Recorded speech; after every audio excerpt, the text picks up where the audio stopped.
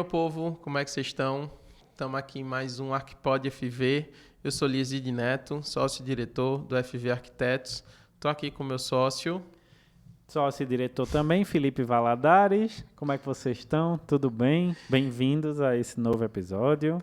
E hoje, gente, a gente vai falar sobre um tema que tem hora que eu fico querendo matar os clientes, né? Mas eu acho que de suma importância discutir sobre esse tema, porque faz com que vocês também criem entendam um pouco mais dos nossos processos, né?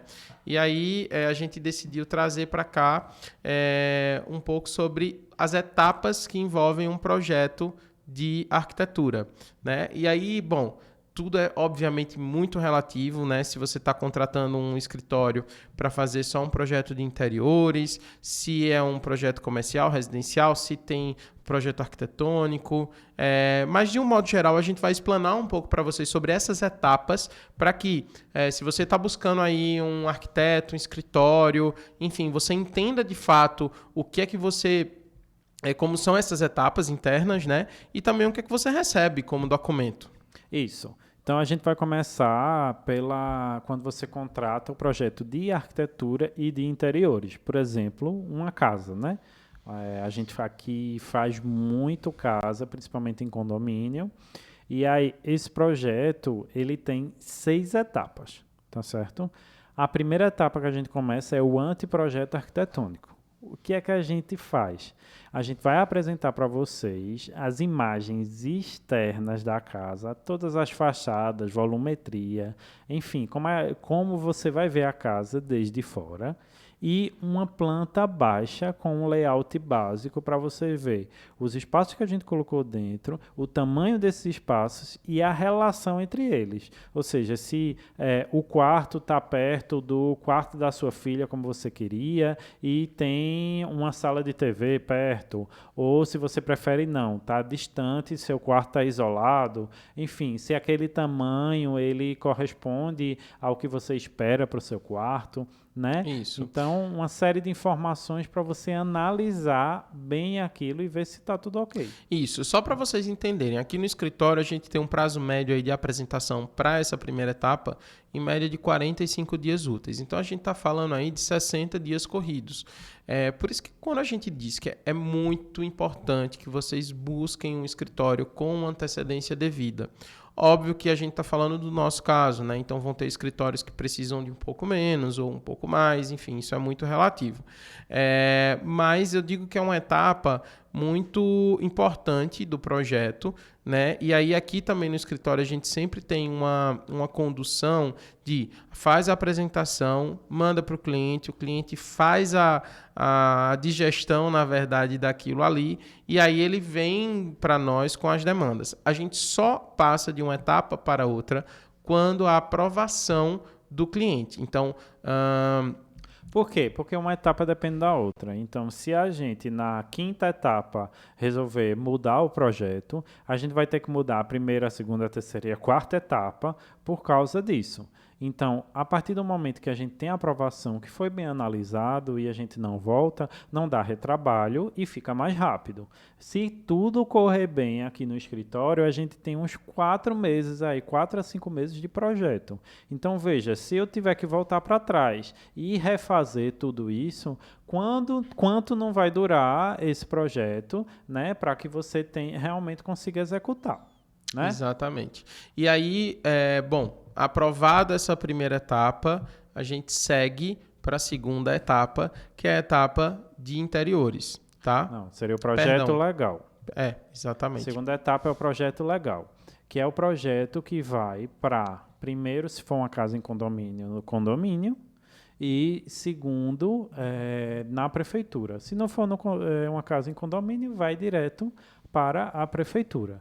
Né? Isso também demora um tempo, demora cerca de um mês e meio para ser aprovado, porque tem que ir primeiro para um e depois para o outro, né? Mas o legal disso é que enquanto isso está correndo aí no condomínio ou na prefeitura, a gente consegue avançar para a terceira etapa, que é A de interiores. Eu sou muito ansioso. Interiores. Bom, mas um pouco como o Felipe disse. Essa segunda etapa, na verdade, ela é uma etapa mais técnica. Então, ela vai depender de externo, né? Ela vai depender das aprovações de prefeitura, de condomínio. Então, a gente aqui, enquanto escritório, a gente consegue passar por essa outra etapa, porque aí sim é uma etapa de interiores e aí o que é que novamente a gente faz? A gente se reúne com clientes, a gente vai ambiente por ambiente, entendendo quais as demandas daquele espaço, o que é que eles precisam, e aí vamos tentar entrar realmente nas minúcias, né? A gente diz sempre que o projeto ele precisa ser feito para o cliente, então ele tem que entender a rotina desse cliente. Mesmo, se for comercial, se for residencial, qual é a rotina daquela loja, qual é a rotina daquele salão, daquela clínica, daquela doceria, enfim, do restaurante ou daquela casa. E aí a gente tem uma nova reunião com os clientes.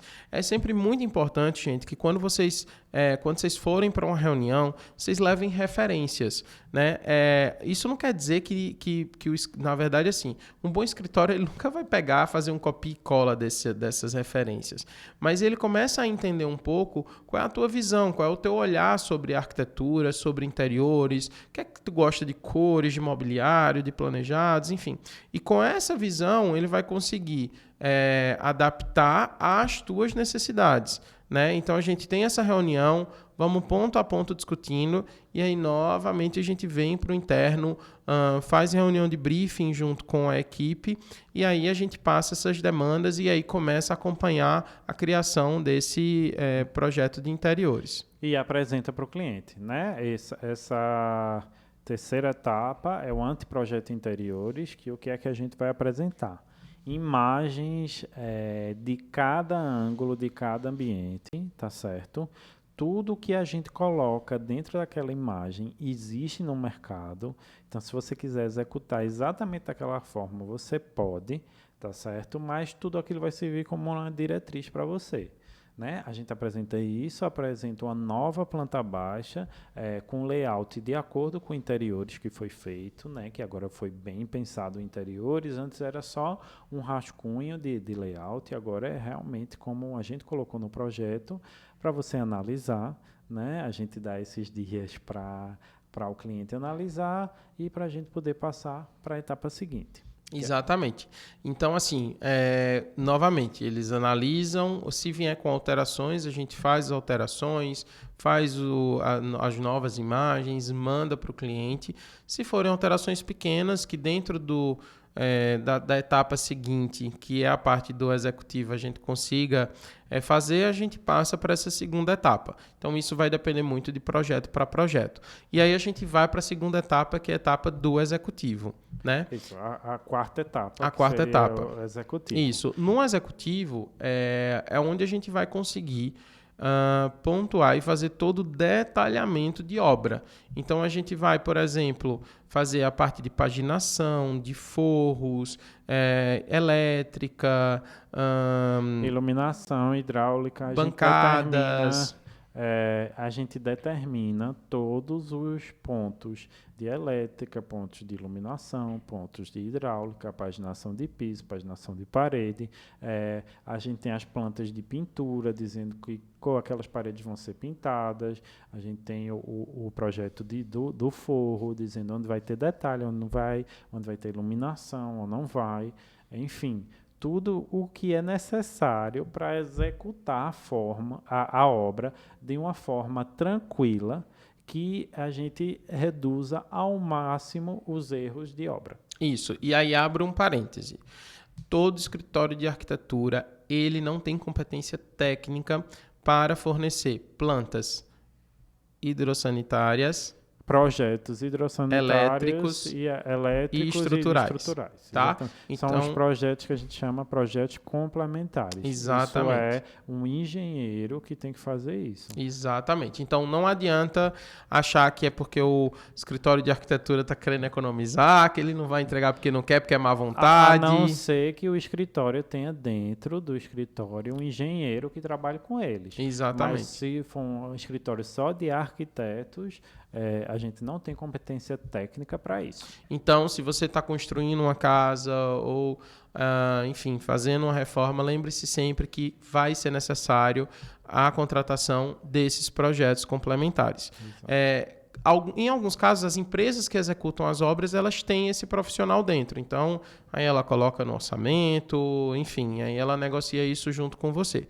Caso não, caso você vai executar aí com um pedreiro, um mestre de obras, enfim, alguém que não tem uma formação como engenheiro civil, é importante que faça a contratação desse profissional para que você tenha a garantia. Porque, entenda, gente, às vezes um pedreiro, um mestre de obras, ele tem a experiência de já ter feito muita coisa, mas ele não tem a experiência técnica de, por exemplo, determinar qual é a espessura do cano que tem que estar ali, ou qual a especificidade do fio que tem que fazer, que tem que estar na iluminação, porque ele não entende da carga elétrica toda da casa. Então, assim, é importante até por uma questão de economia, eu digo sempre, né? Porque se tem uma pessoa pontuando o tipo de fio certo, o tipo de tubulação certa, ou a quantidade de ferro, de estrutura que precisa ter na casa, você muitas vezes economiza. Você não trabalha com o mais para garantir aquilo. Não precisa, né? E principalmente você não vai ter um problema futuro, né? Que isso acontece muito. Você não sobredimensiona nem subdimensiona. Isso é muito importante. Exatamente. Aí a gente vai para a nossa... Tu queria falar mais alguma coisa? Quinta etapa. Quinta etapa, que é a parte de detalhamento. Essa parte a gente vai pegar bancadas de granito, vidros, espelhos, móveis, enfim, tudo que é mais minucioso, que precisa de mais detalhe, a gente faz o detalhamento, né? A gente faz essas plantas que vão para o serralheiro, para o graniteiro, né? Faz os projetos. Projeto de detalhamento de granito, projeto de detalhamento de vidros, projeto de detalhamento de espelho, entendeu? Faz tudo isso bem detalhado para que eles possam executar de uma forma tranquila e entender o que eles estão executando. Exatamente. E aí, com esse detalhamento, na verdade, só voltando, com o executivo você consegue orçar a obra, com o detalhamento você consegue orçar todos os outros itens ali que vão estar inclusos no projeto, né? É importante que vocês busquem um escritório que consigam dar assistência, né, a vocês. Eu digo sempre assim, quando o cliente ele não domina, né? Em 99% dos casos ele não domina a obra, a reforma, enfim. Então é muito importante que vocês busquem parceiros. Eu digo sempre que um escritório ele é quase com relação de casamento, né? Você vai passar ali um período grande convivendo com seu arquiteto e é importante que ele dê essa assistência, então que ele esteja na loja com vocês escolhendo. A gente sempre fala que, por exemplo, quando a gente apresenta as imagens, tudo existe, né? Tudo existe no mercado. A gente pega de uma marca determinada e põe lá. E se às vezes essa marca ou esse produto que foi especificado, ele não tem mais no mercado, não cabe no bolso do cliente, ou enfim, ou o cliente viu ao vivo e às vezes não gostou, ou tá lá e vê uma outra oportunidade que tá melhor, sei lá. É muito importante que você tenha um acompanhamento do arquiteto, porque é ele que vai poder garantir que o projeto ele vai sair de acordo com o que foi apresentado, com o que você gostou e aprovou, sem grandes alterações, né? Então, busquem arquitetos parceiros, né, que de fato consigam dar assistência a vocês a todo o caminhar da obra, né, até a finalização. Que aí, isso, a gente entra na sexta etapa, que é o acompanhamento de obra, né? É muito importante diferenciar gerenciamento de obra de acompanhamento de obra. Quando a gente não gerencia a obra, tem alguns escritórios que gerenciam, a gente não gerencia, a gente não vai estar todos os dias na obra, a gente não compra material, não contrata pessoal.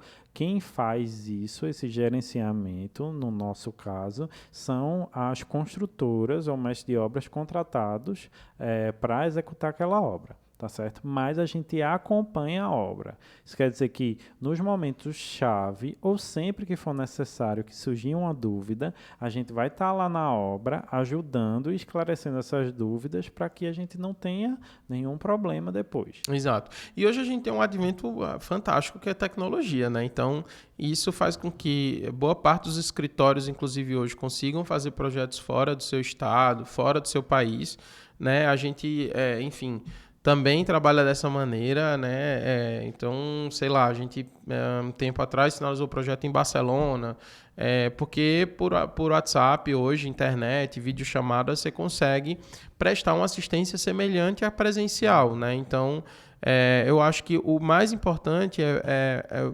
nessa etapa, e isso é uma coisa que às vezes as pessoas não botam no custo, né? Quando o escritório muitas vezes ele apresenta um orçamento, o cliente às vezes ele acha que, não, vou ali correr para o mais barato porque enfim, porque é mais barato, mas vocês precisam pensar em tudo que está incluso aí nesse pacote, nesse serviço, né, nessa contratação. Então, como eu disse, é uma relação aí longa, né, a depender do tipo de projeto, e que é importante que você esteja e seja bem acompanhado pelo seu arquiteto. Então é isso, pessoal. Espero que vocês tenham gostado e tenha ficado claro. Mas qualquer dúvida, por favor, coloca aqui embaixo nos comentários. Curte, comenta e compartilha. E aí, até o próximo ArcPod FV.